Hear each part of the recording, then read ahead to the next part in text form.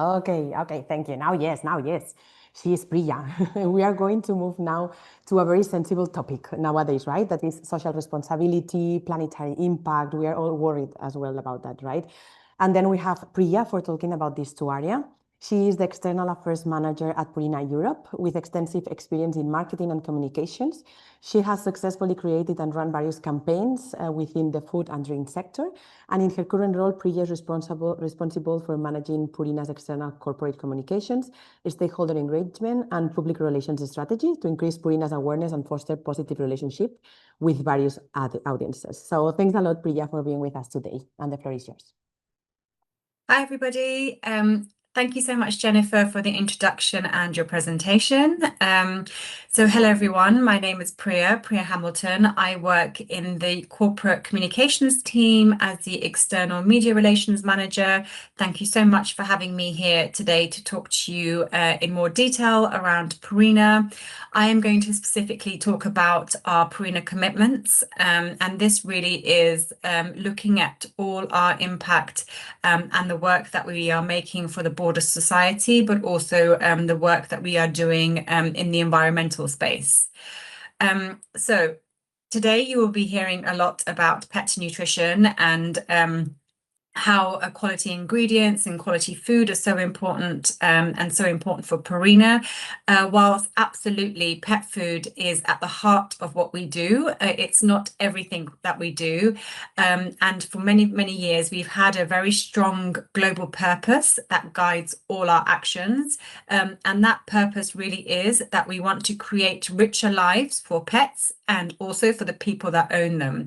And this purpose is really built on a really strong heritage and a really strong belief. And that belief really is that when pets and people bond together, life becomes better. So of course, food is important, but beyond that, we are very strongly, as a company, committed to make a difference to the lives of pets and pet lovers, but also have a positive impact on community, the planet that we all share, and we want to really do this work through our Purina commitments. So a little bit more about our Purina commitments. So we were the first pet care company to publish a full set of commitments to pets, people and the planet. And this was around 10 years ago. And we called this our Purina in Society commitments. So we had back in 2016, we talked to lots of experts, pet owners, vets, industries, stakeholders, etc. And we came up with these 10 commitments back in 2016 where we could really contribute and take actions for a healthy society and also the planet. Since they were first launched, we have achieved a huge amount and we delivered on all our commitments, and there's a lot we can be proud of. But fast forward to today and really looking ahead to the next kind of 10, 20 years, the world is very different to where we were 10 years ago, and we're seeing a lot of change when it comes to the health of our planet, the effects of the recent pandemic, the cost of living on people and communities, and what this all means for us. So really, we have looked at all of that and we have really revised our commitments, and that's what I'm going to talk to you more about today. So in addition to talking about the external impacts we've taken in, we know as a business it's really important to grow in a way that doesn't harm the planet. It's something that we need to understand better, and we found really the planetary boundaries framework from the Stockholm Resilience Centre really helpful, because it looks at 9 critical processes on the Earth that are essential for maintaining a stable environment for humanity. So we used this framework and we took a dual approach really. First, we looked at our business impact in relation to each of these boundaries, and then also looked at inwardly how do these factors affect our business as well. And then we took that really as inspiration to come up with our 6 new commitments. And these are our 6 new commitments, which were launched, well, they're not so new anymore, but they were refreshed in 2020. And these are really kind of like our guiding principles for all the work we do beyond food when it comes to making an impact on those 2 things, communities and also the planet. And I am just going to touch upon each commitment in a bit more detail for you. So starting off with our first commitment, which is around innovating pet nutrition and making sure that we are sourcing ingredients to regenerative agri practices. Then, of course, where science is really important to ensure that pet recipes we are using is nourishing the health and well-being of the pets. It's kind of beyond that as well. It's kind of really thinking about where do we source our ingredients from, whether that be cereals, fish, etc. So really here, there are 2 scopes of work which I wanted to talk to you really about. One is around regenerative agriculture, and this is really about using farm-friendly, soil-friendly farming methods to create wheat, corn, cereals, etc. So we are really looking to source a lot more of our ingredients through regenerative agricultural practices. We also have a responsible fish sourcing goal as well, and that we really want to make sure that we sustainably source the fish that we are using in our pet food. And these are some of the goals that we are working towards. So we want to use the science and the R&D, which we've talked about, to launch new products which improve the pet and health well-being. By the end of this year, we have committed to sourcing 20% of our cereals and vegetable proteins from that regenerative agriculture, which I mentioned a minute ago. And then by 2030, we want to make sure 50% of our cereals come from regenerative agriculture, where we are giving back to the soil and giving back to farms, and to also make sure that 100% of our fish is going to be responsibly sourced by 2030. So that's our first commitment. Our second commitment really is around pet adoption, and we know this is a real big issue across all of Europe, and we're really committed to making a difference here and helping pets and cats and dogs find their forever homes, their long-term homes across Europe. However, we recognise to really make meaningful impact, social impact, it's important that we collaborate with our partners and to make this change really happen. And that's why we are partnering with people and charities all across Europe to really promote pet adoption and try to keep cats and dogs out of shelters and move them into loving homes. Our third commitment is around promoting a responsible pet ownership. And as a company, we completely recognise the challenges that some pet owners may feel they're in when it comes to having a pet, a cat or a dog. And it's all about making sure that when you do become a pet parent, you are a responsible pet parent and you are taking as much care of that animal as you can. And we have a commitment here that by 2030, we want 3 million people to have participated in our programs that we offer, where we are promoting people to be responsible when it comes to caring for their pets. And here are some of the examples that we offer. So we have a very strong Pets at Work scheme, and we have ready-made templates, a ready-made program that we are offering for many companies to roll out to the businesses to get pets into work. This is not only great for employees because it has shown to improve productivity, sociability at work, but it's also great for the animal as well because they are not getting left at home for long periods of time. There's also new apps that we have launched to help the younger stages of, I guess, pet development. So the growing pup, kitten code. So when people are facing challenges when it comes to puppies or kittens, behavioral problems, nipping, biting, that kind of thing, there is help on offer from Purina to really support pet owners through some of those kind of different life stages that we have. We also have a very strong ECRM program where we email lots of news around pet care and best practices when it comes to dogs and cats and looking after them, whether that be seasonal care in the summer or winter, just some sort of examples.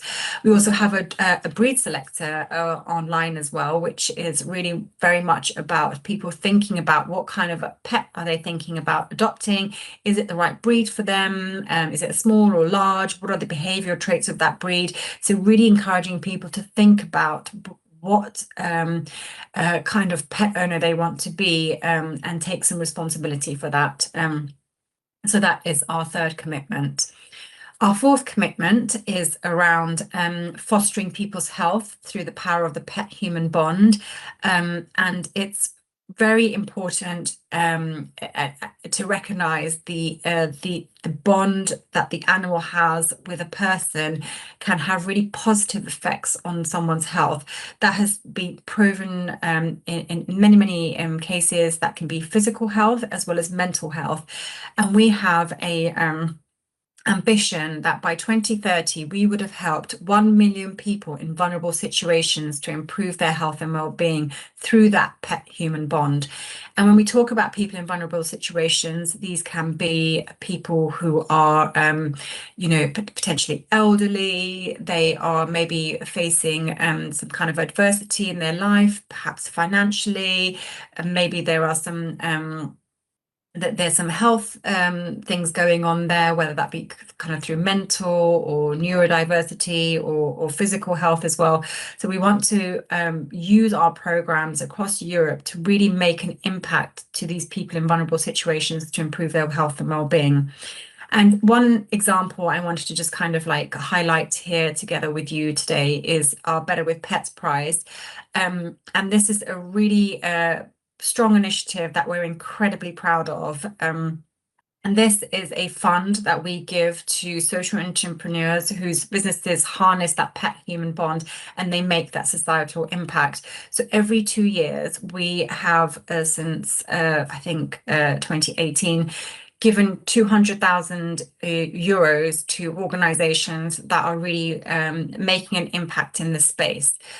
So here are some of our previous winners that we've had, like for example, the Street Vet in the UK, making a real impact to the homeless people who have animals and dogs and that are living on the streets and offering veterinary care to those people, looking after the people, but also the pets that are sleeping on the streets. Pets as Therapy was another winner, and they were a charity that won the prize. I think it was back in 2023 actually, and they are all about combating loneliness. They take dogs into hospitals and also kind of elderly institutions where that the dog brings joy and it gives good therapy as well. And then we are just about to announce our 2025 winners in a couple of weeks, so please do look out for the news. But we are really proud to have found several organizations that are really making an impact in this space when it comes to that societal impact, and we will again be kind of funding various programs across Europe that really support that pet-human bond and really make a difference to those vulnerable people. So those are kind of like those 4 key commitments. The ones on the bottom 2 very much relate to our planet and our environmental impact. So I just wanted to take the next few minutes just to talk a little bit more about that. And we have 2 commitments here really around working towards a waste-free future, but also advancing regeneration of soils, but also oceans. And we've got some really strong programs there as well. We also have a commitment which is linked to reducing a net zero commitment, which is about reducing our greenhouse gas emissions by 20% by 2025 and by 50% by 2030. And then we ultimately want to become net zero by 2050. So we have a very ambitious plan, a clear roadmap, and these are some of the pillars that will help us get there. So we talked about waste-free future, and this is really about making sure our packaging is recyclable or reusable, reducing unnecessarily packaging, so we are reducing our waste impact, and that we have a commitment, a very public commitment, to achieve 100%. And by 2025, we hope to be around the 95% mark, but we are still seeing where that kind of figure ends up. We also have talked about kind of regeneration. We talked about regeneration when it comes to looking at the ingredients we are putting in our products. But beyond that, regenerating our soils and our oceans has a massive impact. It can have a massive impact on the planet, because regenerative agricultural practices, they do have potentially less of a carbon footprint. They make the farms more resilient. They protect the crops. There's so much when it comes to regenerative agricultural practices, and we in Purina Europe are supporting programs across UK, Italy, Hungary, Poland, really getting farmers to think about the practices that they are taking when it comes to agriculture, and encouraging them to take up more regenerative practices which are more friendly for the planet. We also have a very exciting ocean restoration program, and again we are partnering with organizations across Europe to revive around 1,500 hectares of marine land, and we're doing this by different sorts of projects. So we have, for example, a seagrass project. We have an oyster project as well. Oysters are very much very well known to filtrate polluted water. So we have various programs in the Netherlands and also the UK, which are looking to kind of restore some of that marine habitat, and improve ocean health as well. Ingredients, as I've mentioned several times, really important. It's also about looking at kind of like what kind of ingredients we're using in our products, and making sure that they're also optimal. And then we can't really forget the sort of the manufacturing, the logistics side of things, because that's very important in terms of our carbon footprint and the impact that we have on the environment. So we are looking at kind of the ways our factories work, looking at energy efficiencies, looking at renewable electricity. All our factories are actually 100% have 100% renewable electricity, which is just fantastic. And then also kind of looking at logistics and how we move our products around. Can we switch to more kind of low emission logistics? Can we use more green energy when it comes to our trucks? Can we use more rail and different types of fuel as well?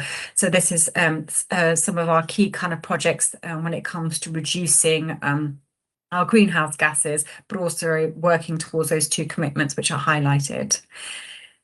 And then really, I just wanted to finish up on one other slide, which is kind of beyond the 6 commitments I have just taken you through. And that's really about our Unleashed program. And our Unleashed program is our accelerator program. We launched it in 2020 in June. It's the first of its kind in Europe. And it's really about driving innovation in pet care, but also like growing pet startups. And we really have been really fortunate to work with some really good startups that are working in the space of tech and AI as well, and working with them to grow their businesses so that they can also make an impact when it comes to pet care and the broader pet industry as well. So that's a very exciting program we have, and it's a little bit similar to Better with Pets Prize, where we do where we help these organizations with our expertise and our skills and help them to grow onto the next level as well. So yes, that was it from me. It's been a pleasure. Thank you for having me. And I hope you have felt that you have taken something away, learning about Purina when it comes to what we do beyond pet food and beyond the bowl, really. And enjoy the rest of your symposium. Thank you very much. Thanks a lot, Priya. Thanks a lot. It has been very nice to see how committed we are with pets, with people, with planet. So many thanks for this nice talk. And we are some minutes late. Again, if you have some questions, please add it on the chat. And then now we are going to go to our next speaker.